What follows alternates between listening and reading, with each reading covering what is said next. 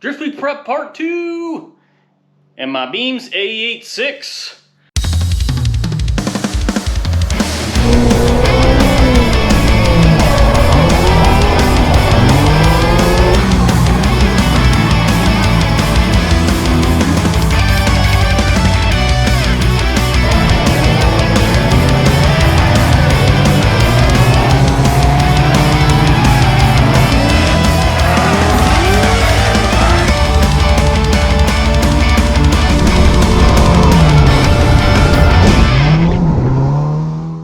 I am super gross, as you can see. I've already been working on the car, and I realized I didn't have my camera out here. So I decided to take a break and show you where we're at. The first thing here is getting the radio in the car. I am still waiting on that new socket to get those bolts out, so that way I can pull the axle shaft and then start rebuilding the diff. But the radio, I went and I picked up this piece of tubing right here. This is 1 3/4 inch. That's why it doesn't match perfectly, but that is the right size for the radio, the stereo. This is the super glamorous stereo right here. This cheap $200 Boss sound bar. But it should be good enough for Drift Week. It's better than anything else I've had in the car because I have never had a stereo in the car. So we're gonna get that mounted in. I'm just gonna weld these in, add some paint, and then drop it in there. Other stuff I'll probably do in this video is fix a rot hole that I found. Take this off and see if I can figure out how to cover things up under here. So you'll just have to wait and see about that. And I'll get the other side trim panel, the one that goes there, like this one, I'll get that one in. So that way I can have a halfway complete interior. I don't know why I'm wasting my time with it, but all right.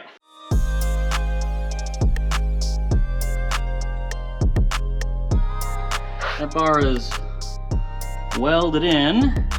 Now I'm gonna let it cool off, and while I let it cool off, I'm gonna fix some rust. This is a pretty common rust spot for Corollas, I guess. And, you know, the tire rubs it, you know, that causes an issue, but I think this hole is actually what causes rocker panel rot, because it kind of goes like there was rust all in the seam of that panel, and then it went down.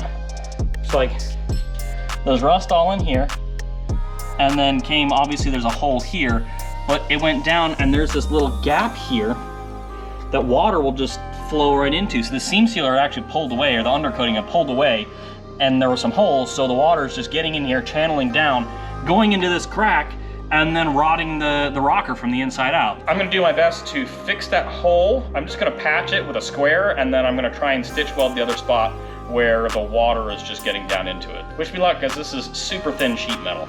I have to work it a little bit with a hammer to really contour it the right way. You can see there's like a dimple in the body on this side, so I'm gonna have to hammer that a little bit and try and hammer it in to wedge in the seam here. That way I won't have to plug up a huge weld in there. I should just be able to tack it in there. So sheet metal sucks to work because it's so thin and it's so easy to blow through, so you really have to control your heat when you're welding, and I'm not really great at that. I just like to blast and go, so I gotta remind myself, be patient, be patient.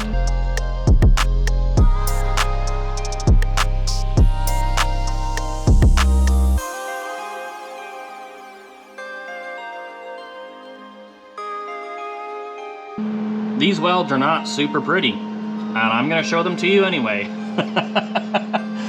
But they shouldn't have any leaks, and this is gonna be a lot better than that giant gaping hole that was here before. So yeah, I'll probably hit these with a grinder real quick to make sure that I've got all the pinholes filled, but that's pretty much probably how it's gonna be. It's already in there, it's done. Now, we're gonna take off this over fender and look at what's underneath so I can make a game plan of how I'm going to make something work for Drift Week.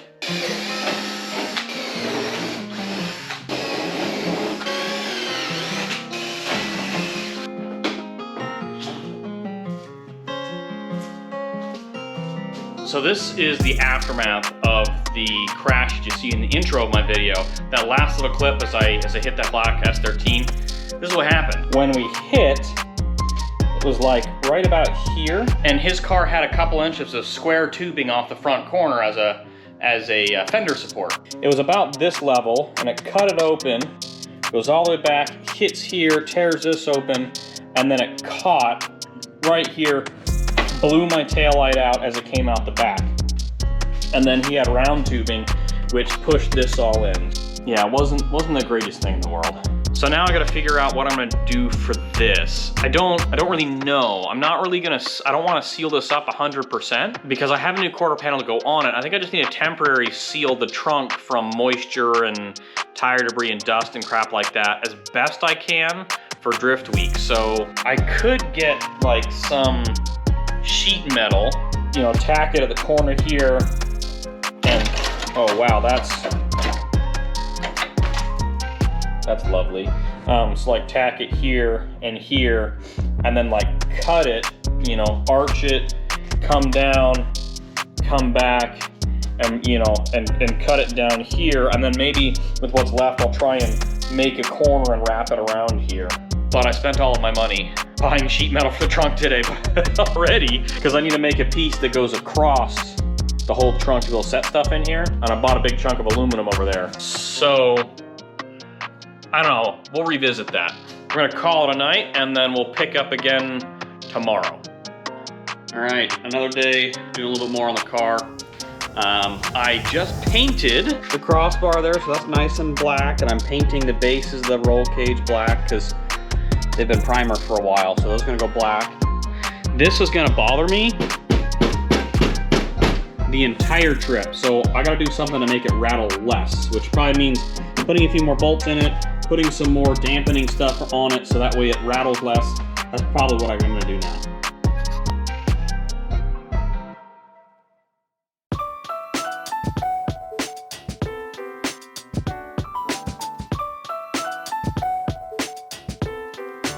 All right, so now where we're at is I've traced out where the fuel cell will sit in the trunk floor, and then on top of that, I've traced out where the FCST, the fuel cell surge tank, is going to be. So now I'm gonna go ahead and cut that out so that way that I've got an access hole for the FCST, and then I'll go ahead and add some more channeling for the fuel lines and other stuff here in a bit.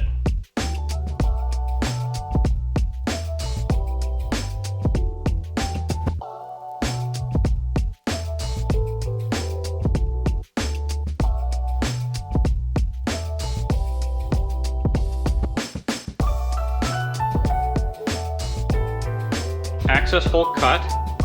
Now I cut it large enough so that way I can remove the whole FCST if I need to for service. I gotta change pumps or whatever, I can access it. The next thing I'm gonna have to do is cut a channel here so that way the fuel lines can come in, or at least some type of hole here so they can route in. And then what I'm also going to do is build a box to go over this to enclose it all in, and then with a door that I can flip open to be able to add fuel. I want to box everything in so that way I can set stuff on top of it and it's not going to be any kind of issue. I also got to clean up the edges a little bit. I'll do that with a hand file, get that nice and cleaned up. And I'll need to wire the fuel pump sender. When I got this, it was flipped the other way. I decided to flip it this way because my fuel level sender wiring is back here. A lot of cars is up at the front. This way, I've got easy access to the wiring here right in the back of the factory wiring. I'll be able to get my fuel level sender all set up. All right, next step in the fuel cell install is to make a box to go over this. I've got it all kind of drawn out here. Maybe a 9x13 box. I've got flanges on each side to be able to bolt it in here. And then I've also got these little bits so that way I can fold them up and weld it to keep all the corners together. So let's get to bending.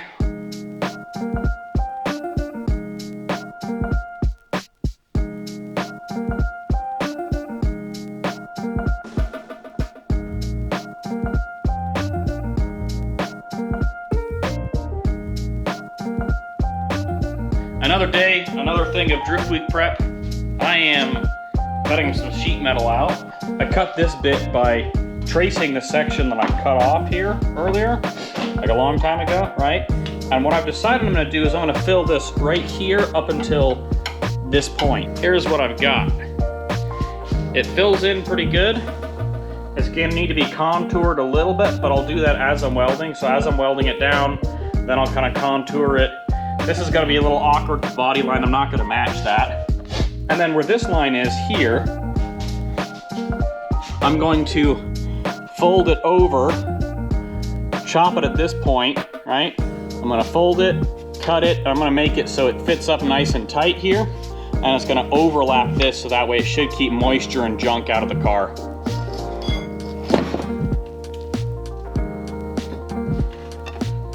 I bent it like more than 90, but it's thin sheet metal, so I should be able to bend it back out pretty easily. I traced out real quick what I need to trim, so I'm gonna go ahead and do that now. All right, that's gonna fit nice and beautifully, seal that up. I'll probably do a couple of welds in here, maybe a couple spot welds right there, but that's gonna look really nice. It's gonna get a little interesting down around here to seal this and to seal around, but it's gonna be way better than it was. I'll get this welded up, and then the other thing I need to do is I need to add a panel that goes from here across to seal this area, and that's gonna get a little tricky because I'm gonna have to fix this and hammer this down. But I think I have an idea. I think I'll probably just do something temporary because this is gonna get a whole new quarter panel. I've had the quarter panel sitting over there for a while. I just don't have the time to put it on. So I'm just gonna do a temporary seal, a panel right here to block off that. And I think after that, we should be pretty good to go on this anyway.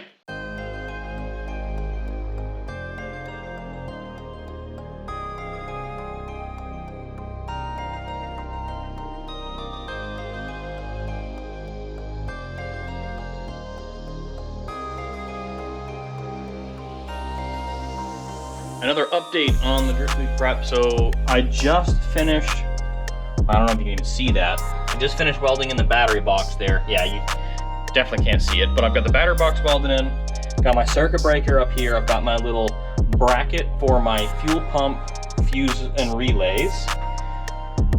I got some stuff painted in here. I'm probably gonna paint the entire trunk, but I need to clean the entire trunk first, and then I'll probably spray it all. But that's at least done. Fuel pump box is done. I'm gonna have to wire in the fuel level sender. I need to finish doing a little bit for the fuel pumps, but pretty much that's all sorted out. The big thing that's left now is obviously the body work. And I'm probably gonna do another video for that, but aside from the body work, I'm gonna block this off. So I figured out what I'm gonna do. So I'm gonna run a panel that goes from here to here. I'm gonna rivet, I'm gonna fold it flat, then I'm gonna rivet them together down here at least. And then I'm gonna try and fold it over and do something here to attach it here, rivets or welding or something. And then it's gonna kind of go all the way up here. So that's the plan. I'm gonna get to it.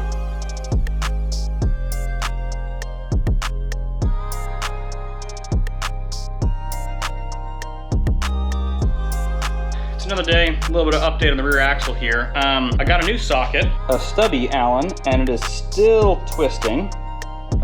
So that wasn't gonna cut it. I got one of the bolts out. I had to weld a nut to the bolt to get the dang thing out. So we're gonna do that again for the last one. Both of the last bolts were stripping, so yeah, this is what it is. But luckily, after welding it, it came out real easy. Just that Allen head is the problem. The sockets end up breaking, or the Allen hole ends up stripping out. Now I know, weld a nut to it. I'm using these lug nuts to get it off, and I'm using the acorn style with the taper. So that way when I hold it up against there, I've got room around the taper to weld on the outside, and then I'm welding to the inside too to make sure it's got a nice strong connection.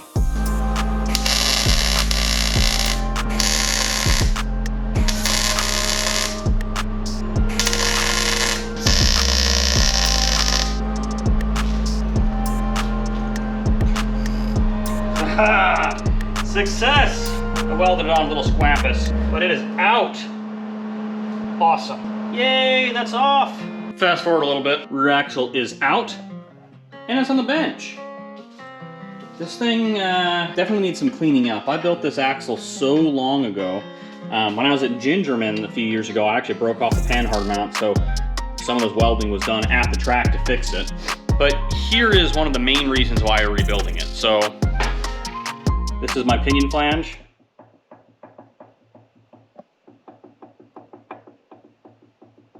I can move that a couple of millimeters.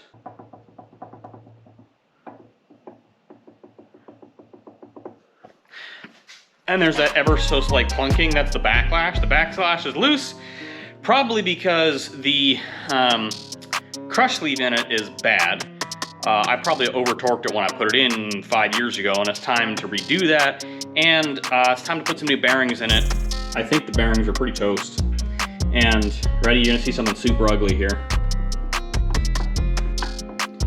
Those are like terrible, terrible welds in this diff, all right? And they've been holding up for like 5-6 years at 200 to 250 horsepower, no problem.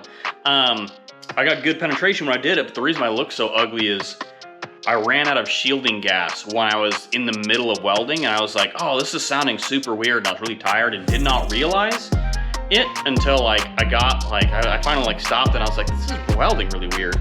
I go back, I'm looking at my machine, and I saw I was out of gas. Yeah, half the welds here have no gas, no shielding gas, and they're still holding up great. So now what we're gonna do is I'm gonna take the diff out, fix the backlash problem, right? I gotta fix that. But also, I am going to put new bearings in it and reset everything up so that way I've got the right tolerances in there. So hopefully it'll make less noise. A couple days later, diff is finally ready to go back in the car.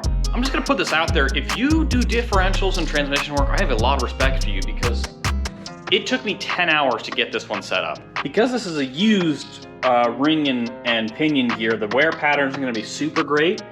But that's what it looks like on the driven side, so it's kind of focused down in this area. And then on the coast side, it's sitting like... Okay, so now I have this, so when you're setting up a diff, you use like you take bearings and you grind around just a little bit the areas where they fit onto stuff. And that way they can slide on and off easy. So you can put it together, check it, pull it back apart, change things, and do that over and over again. Because when you're setting up a diff, you end up changing the shims a bunch. Like, got all these shims over here, I got more shims up there, I got more shims right there. I spent 10 hours swapping shims around just to try and get it set up right. So now we're at the point of taking it all back apart and putting the brand new bearings on it. I'm probably just gonna fast forward to that because it's gonna take some time.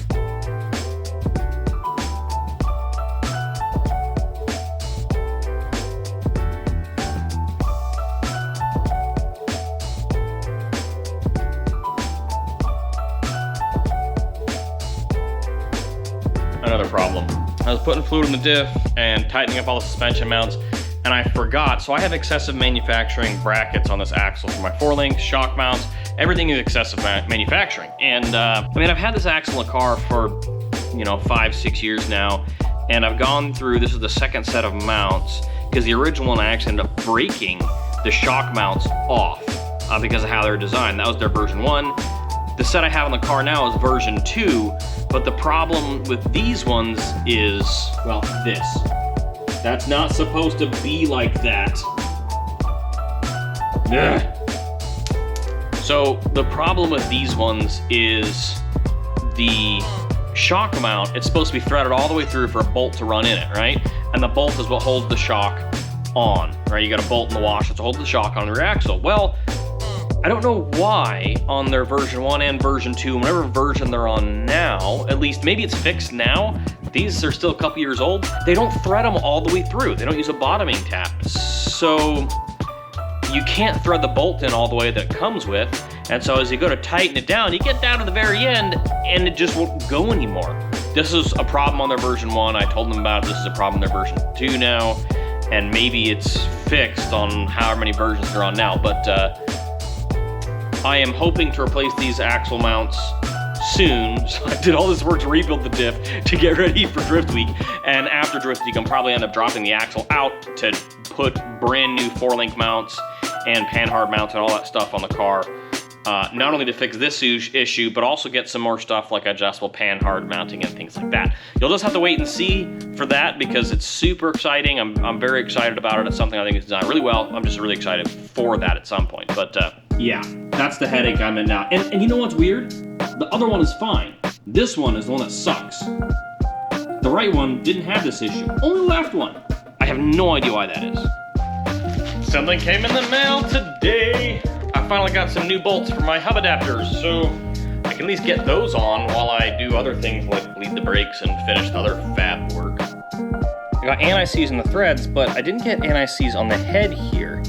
And it looks like that's what got stuck. So I'm gonna put just a little bit around the head when I install them. We're just gonna put a little bit around here.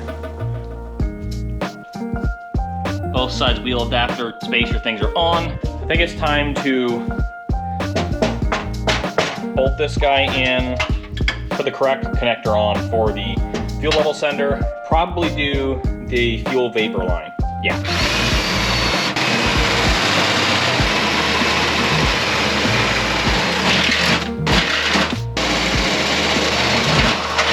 Where's my riveter, dang it? I found it.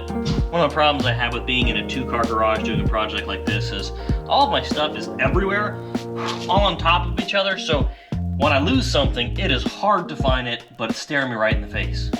My hands are actually bruised from this. My thumbs are in a lot of pain. Yes, let's top some gloves for minimal padding. All right, so all the rib nuts are in for that. Wow. I need some rubber hose to go around the outside of the fuel lines before I officially get that done. So I'm kind of being like all jumping all over the place and changing direction here. So I decided I'm gonna tackle the most frustrating part now, and that's the broken shock mount. Like I showed you earlier, this bolt head snapped off. So I already got started on it. I drilled a pilot hole all the way through the bolt, with a very small drill bit. Now I'm gonna step up the size and be very careful that it doesn't snag and break the drill bit. So I'm just gonna go one by one until I get up to the right size here, until it's pretty much all the way out, and then I'll probably re-tap the threads. I absolutely hate stuff like this, but you do what you gotta do.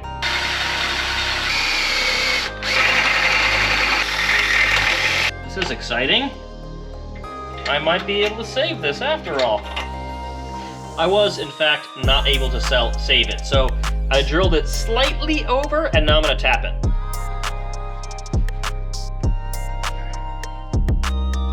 All right. I don't know if you can see that, but it's got some nice clean cut threads. Well, that bit's done. Now I just need to find a bolt for it.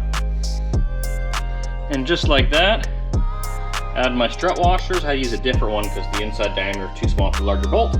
But hey, look at that, it's nice and snug. So now I can go ahead and put the shock in. Finally.